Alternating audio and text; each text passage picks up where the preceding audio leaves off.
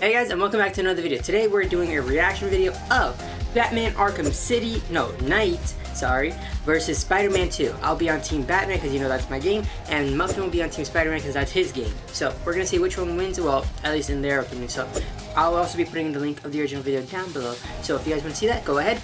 But let's hop in. But before we do, click the subscribe button. It's very much appreciated. And if you guys don't subscribe, then you guys are gonna be bitten by a rabbit badger, and you guys want to avoid that badger. So go now before he gets you. My favorite game, Batman. Welcome to Mojo Plays, and in this super installment of Versus, we're putting Marvel's Spider-Man 2 against Batman Arkham Knight. It was my fault for wandering off. That's your but game, Spider-Man right? took good care of me. Before we begin, we publish new content all week long, so be sure to subscribe and ring the bell to get notified about our latest videos. Round 1, Combat. That is some sick gameplay right there. Marvel's Spider-Man can trace a talking. lot of its gaming lineage back to the Arkham games, which changed what narrative-driven superhero games could be back in 2009. The Arkham games had fast, fluid combat, a combo system that felt rewarding to master, and a lot of gadgets for Batman to use against his enemies. Yep. Arkham Knight iterated on this even more, but it certainly didn't reinvent the wheel. Plus, quite a lot of Arkham Knight's combat doesn't revolve around Batman at all, but the Batmobile. Multi-takedown. Love it or hate it, it's there a lot and you can't really avoid it. However, Arkham Knight also has dual takedowns during certain combat sequences, allowing you to take control of Robin, Nightwing, or Catwoman and play as them, with new animations and unique movesets. Alright. Boom, boom, boom, boom! Spider-Man 2 definitely makes use of its dual protagonist system to have the Spider-Man team up, and you can do double takedowns with Peter, Miles, and some other characters like Black Cat, but it's not quite on the level of switching between the Bat family in the heat of battle. Where'd those symbiotes come from?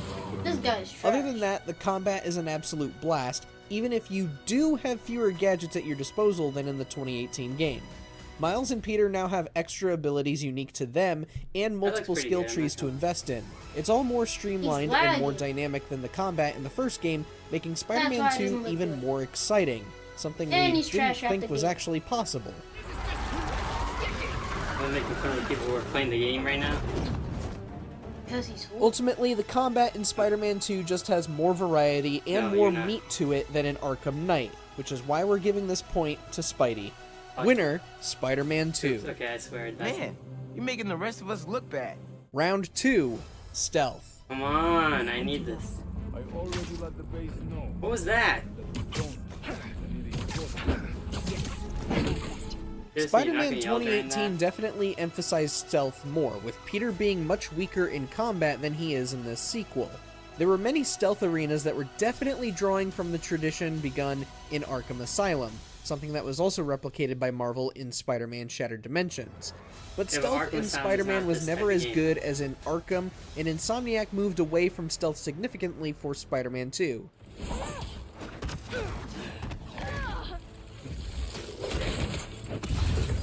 Yes, though it does have stealth arenas and Miles can turn himself invisible, you never really need to use stealth. Even in the maligned MJ sequences, she's now got a gun and can easily take down enemies. A gun? It's comical in these areas.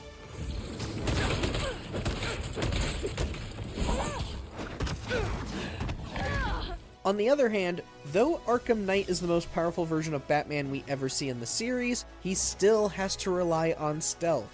Even with all that new armor, you'll still regularly have to stick to the shadows and work hard to stay undetected, as only a few goons with guns can dispatch the Bat for good. Stealth is also much more complex in Arkham Knight, with medics, drones, jammers, and enemies that can detect your use of detective vision, all existing in arenas at once. Boom. Finally, Arkham Knight added an iconic mechanic that gets used liberally throughout the game, the Fear Multi-Takedown, letting you select multiple enemies and take them all out in quick succession, sometimes avoiding combat entirely. Boom. Boom. Stealth is still there in Spider-Man 2, but Arkham Knight remains one of the best stealth games of all time when it focuses on those deep systems begun in Asylum. Winner, Arkham Knight. Okay, tie, point to me. System. You may wish to investigate. Round 3, Open World. Oh boy, I think I'm gonna lose this one. I don't play Spider-Man, but I have a feeling it's just gonna be a little bit Arkham bigger. Asylum and Arkham City had some of the best open world maps in gaming history, but Arkham Knight's version of Gotham pales in comparison to its predecessors. Most of the Gotham landmarks, including the Asylum itself, but also the Monarch Theater, the original Ace Chemical Building, the courthouse, and the GCPD were already used in Arkham City. Cash. The Arkham Knight's drone deployment has been wiped out. Arkham Knight's Gotham has plenty of landmarks, but we're not attached to most of them, and it is definitely a less interesting world overall. As well as that, you'll either be racing through the streets and destroying everything in your path in the Batmobile, or gliding so high that you can't see much of the street level detail anyways. It's no secret that Spider-Man 2 has some of the best, if not the best, traversal in any video game ever. Swinging through New York feels even better the second time around, faster, more fluid, and with more options. The Spider-Man also now have the web wings, which let them fly through the air much faster than Batman ever could. Yeah, because his cape isn't freaking real. You heard me. As for New York itself, it's a lot livelier and dynamic than Gotham. Gotham is immediately evacuated for the plot, leaving the city empty so that you don't feel guilty about demolishing it during the tank battles. It's also been expanded this time around to include Brooklyn and Queens, increasing its scope even more. Wait, what is that? Looks mysterious. Spider-Man's New York is way more fun than Arkham's Gotham through and through, and that's why the web crawler wins this round easily. I freaking Winner, Spider-Man 2. Don't be so hard on yourself. Round 4, Main Villain. Oh, this one's probably gonna... I don't know, this one could be bad too. Venom. It's not really a spoiler to reveal that in the end, Spider-Man 2's main villain is Venom. He was set up back in the 2018 post-credits scene, after all, and used across the marketing materials, with Sony even releasing a statue of him fighting the Spider-Man. So, don't come crying about, "Oh, spoilers!" But Venom's not actually in a lot of the game. Pete gets the suit relatively quickly, but Venom himself is barely a threat until the very end.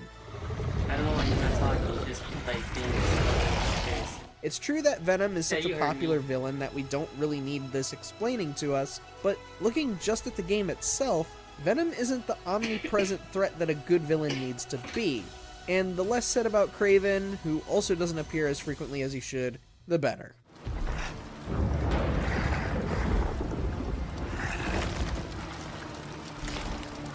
But Arkham Knight isn't perfect with its villains either. Yeah, a lot has true. been made about the Arkham Knight himself, and yes, he is lackluster. But Scarecrow is the antagonist who drives most of the plot and almost succeeds multiple times love at that destroying Scarecrow Gotham so- and breaking Batman. Fear makes you predictable. I am in complete control.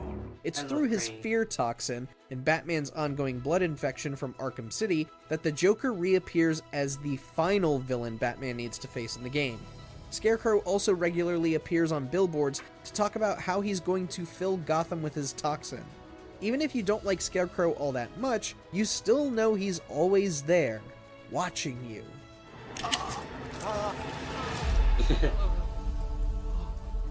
What's wrong?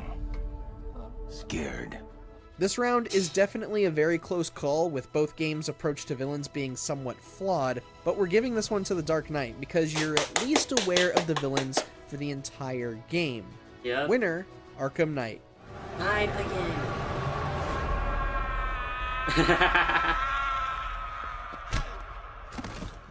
Round 5, Story. You killed them, didn't you, Henry? Oh, Bats! You're so easy. Desperate to see the good in people. The story of Arkham Knight has a lot of issues. Years later, and people are still talking about how obvious the plot twist of the Arkham Knight's identity was, and that is very true. Though you could say you predicted from the beginning that Scarecrow would almost win, and that Batman's identity would be revealed to the world. It has a lot of emotional story beats, like Oracle's fake-out death and the heroic demise of Poison Ivy, as well as the culmination of the Joker blood storyline, and Batman preparing his allies for his assumed death. Look after him, Jim. Look after them all. But it's clear that Arkham Knight suffered by not involving Paul Dini, one of the most celebrated Batman writers of all time. It was Dini who made Asylum in City so compelling, and without him, Arkham Knight falls flat at times. You're not looking too good, old boy. Spider-Man 2 has an overall great story, though it's not perfect either. The biggest issue with its story is that the characters don't spend as much time interacting with each other as they should, especially outside of being Spider-Man. Yeah, in the first game, we saw a lot of Peter's life and spent time with MJ, Aunt May, and Otto to develop all these characters and make their roles in the story more poignant. But if you do all the side content, you certainly won't be disappointed with Spider-Man 2's story and all of its twists and turns. What the hell's going on with Pete? He's not himself. Go help him. It also manages to keep things surprising despite drawing from well-known comic book characters, something Arkham Knight failed at more than once. Again, it's close, but Arkham Knight's story has way too many problems to beat our friendly neighborhood Spider-Man this time. Winner, Spider-Man 2. You said that one was gonna fail, and you were wrong. I shouldn't have seen that. Arkham Knight is definitely the least popular of Rocksteady's Arkham games, while Spider-Man 2 has already been considered to be a drastic improvement on Spider-Man 2018, a game that was already just about perfect. Because it cleared that high bar, there's no real competition here. Spider-Man 2 is undoubtedly our winner. Let us know down in the comments which game you think is better, and don't forget to subscribe to Mojo Plays for more great stuff every day. Lucky, so you got that was 1 point win, damn it.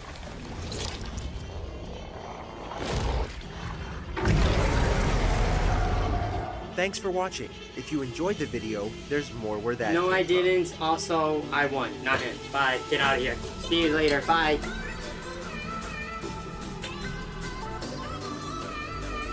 Make sure to subscribe.